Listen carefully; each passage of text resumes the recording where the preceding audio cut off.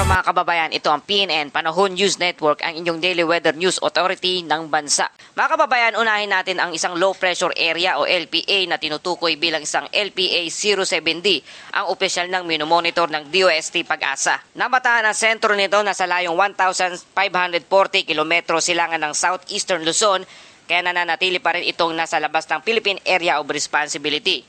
Kasabay nito, ang Joint Typhoon Warning Center o JTWC ay patuloy ding binabantayan ang parehong weather disturbance bilang isang Invest 92W. Sa kasalukuyan, ang Invest 92W ay may maximum sustained wind na humigit kumulang na 30 km bawat oras at may minimum central pressure na 1,007 hectopascal. Bagamat mababa pa ang pagtataya ng JTWC para sa agarang tropical cyclone development, ipinapakita naman ang pagsusuri ng Pag-asa na katamtaman na ang posibilidad na lalo pa itong lumakas sa loob ng susunod na 24 oras. Kapag nagpatuloy ang pag-organisa ng sirkulasyon nito at tuluyang naging isang tropical cyclone sa loob ng PAR, tatawagin ito ng Pag-asa bilang isang bagyong Quiapo. Sa ngayon, ang low pressure area ay nasa bahagi ng Philippine Sea kung saan nananatiling mainit ang temperatura ng karagatan, isang mahalagang sangkap para paglakas ng tropical cyclone. Habang kumikilos ito pa kanluran hanggang kanlurang hilagang kanluran, inaasang mas magiging organisado ang sirkulasyon nito sa mga susunod na araw kung mananatiling favorable ang kondisyon ng atmosphere. Sa kasalukuyan, hindi pa tiyak kung direktang tatawid ito sa kalupaan ng Pilipinas o lilihis pa hilaga. Gayunpaman, batay sa mga unang projection, may posibilidad itong lumapit sa hilagang bahagi ng Luzon pagsapit ng Huwebes, Biyernes o kaya ngayong weekend.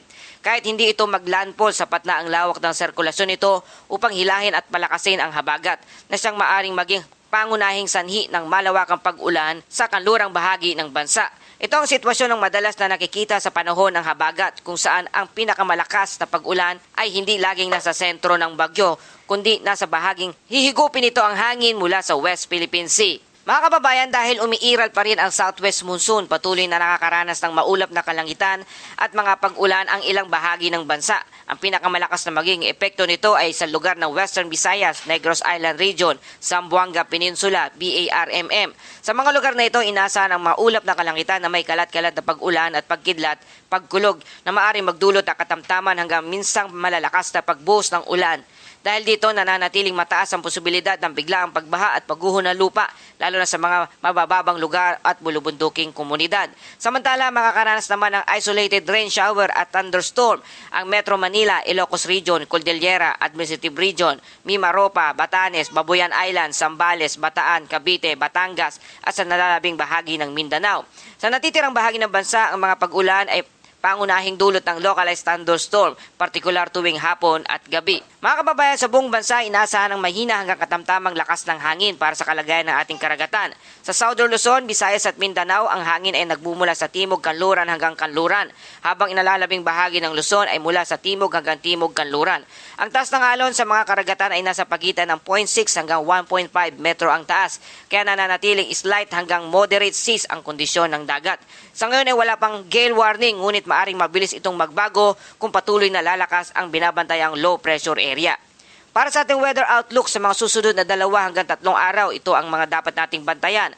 Una, ang posibilidad na tuloy ang maging isang tropical depression, ang LPA 07D o Invest 92W. Ikalawa, ang posibleng pagpasok nito sa ating Philippine Area of Responsibility kung saan maaari itong pangalanang bagyong Quiapo, ang ikalabing isang bagyo ng taong 2026 at ika-4 na bagyo ngayong buwan ng July. Ang ikatlo ay inaasahang pagpapalakas ng habagat na maaring magdala ng mas malawak at mas malakas sa pag-ulan sa kalurang bahagi ng Luzon at Visayas habang papalapit ang weekend.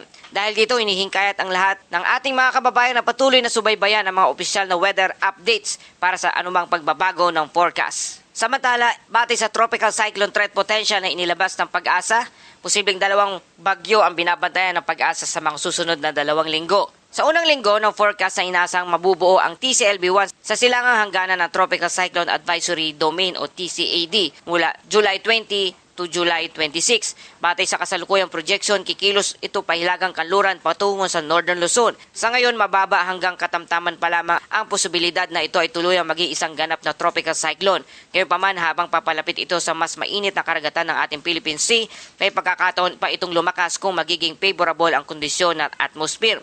Kapag ito'y naging ganap na bagyo at pumasok sa ating Philippine Area of Responsibility o PAR, Ang susunod na lokal na pangalan na gagamitin ng Pag-asa ay Bagyong Quiapo. Sa darating naman ng week 2, July 27 hanggang August 2, sa ikalawang linggo naman ay inaasahang tatawid na ang unang weather disturbance na malapit sa Bashi at Balintang Channel bago kumilos patungong southern China. Kasabay nito, isa pang tropical cyclone-like vortex TCLB2 ang inaasahang mabubuo sa silangang bahagi ng monitoring domain. Katulad ng unang sistema, mababa hanggang katamtaman rin ang posibilidad nitong maging isang tropical cyclone. Kung magpapatuloy ang mga pag-organisa nito at papasok sa ating Philippine Area of Responsibility, ang susunod na pangalan na nakahanda ay Bagyong Luis. Mga kababayan, kung ating susuriin, unti-unti nang tumataas ang tropical cyclone activity sa Western North Pacific na karaniwan nating nakikita habang papalapit ang kasagsagan ng typhoon season. Ang mainit na tubig ng karagatan, mataas na moisture content at ang unti-unting paghina ng wind shear sa ilang bahagi ng Philippine Sea ay maaring magbigay ng mas magandang kondisyon para sa pagbuo ng mga bagong sama ng panahon. Gayunpaman, mahalagang tandaan na ang TCLB ay hindi pa isang bagyo. Isa pa lamang itong lugar kung saan may potensyal na mabuo ang isang tropical cyclone. Ibig sabihin, maaari pa rin magbago ang lokasyon, direksyon, bilis ng pagkilos o maging ang posibilidad nitong lumakas depende sa magiging kondisyon ng atmosphere sa mga susunod na araw. Sa ngayon, wala pang sapat na batayan upang sabihin kung magkakaroon ng direktang landfall sa Pilipinas. Ngunit dahil ang forecast ay nagpapakitang maaring dumaan ang unang sistema malapit sa Northern Luzon o Bashi Channel, hindi maaring baliwalain ang posibilidad ng mga epekto mula sa habagat, gaya ng malawakang pag-ulan at pagbugso ng hangin kahit na hindi direktang tumama ang sentro ng bagyo sa kalupaan.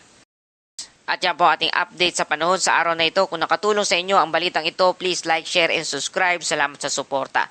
Ito ang PNN, Panahon News Network, ang inyong daily weather news authority ng bansa. Muli hanggang sa susunod na ulat, panahon.